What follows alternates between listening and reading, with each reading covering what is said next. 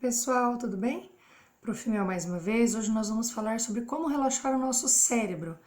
Nessa situação de pandemia que nos encontramos hoje, nós temos acumulado muitas tarefas em casa, né?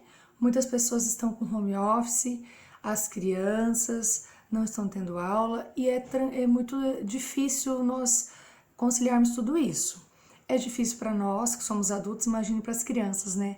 Entender que o papai e a mamãe estão trabalhando em casa, como isso é desgastante e difícil. Então nós precisamos pensar em meios de relaxar o nosso cérebro, porque nós precisamos dele para que a gente possa ter um rendimento proveitoso no trabalho, né? E é justo isso que nós vamos falar hoje, algumas dicas de como relaxar esse cérebro.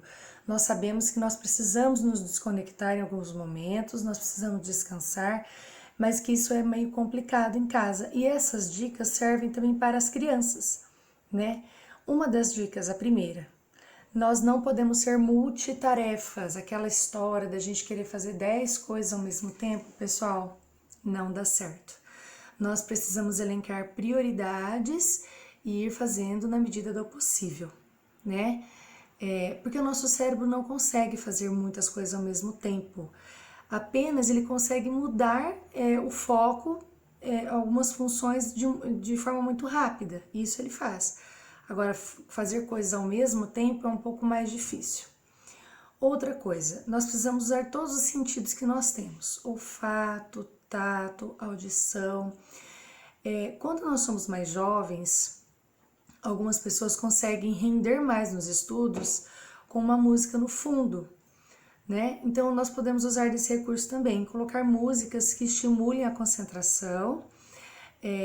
Muitas vezes é música clássica, muitas vezes é uma música de preferência sua, que seja mais tranquila. Colocar aromas em casa, como limão, canela, hortelã, são cheiros que nos remetem à concentração. Outra coisa, que nós precisamos fazer pausas durante o dia. Não adianta a gente querer ficar estudando, trabalhando 2, 3, 4 horas sem nenhuma pausa. Isso não dá certo. Nós estamos vendo, né, com as crianças também em casa estudando, isso para eles também não funciona. O nosso cérebro precisa de pausas para pararmos, respirarmos e nos voltar a concentrar. Essas pausas, elas são chamadas de desativação momentânea. Elas nos ajudam a retomar a concentração e tomada de decisão. Uma coisa muito importante também que nós precisamos estar atentos, que é uma dica muito valiosa: o nosso ciclo circadiano, o nosso horário do sono. Isso precisa ser muito respeitado, pessoal. É óbvio que nós sabemos, e vários estudos apontam, que as sonecas depois do almoço, né, nos faz render muito, porque volta o aprendizado no rendimento melhor. Porém, o horário do sono que nós temos, isso precisa ser muito respeitado, né?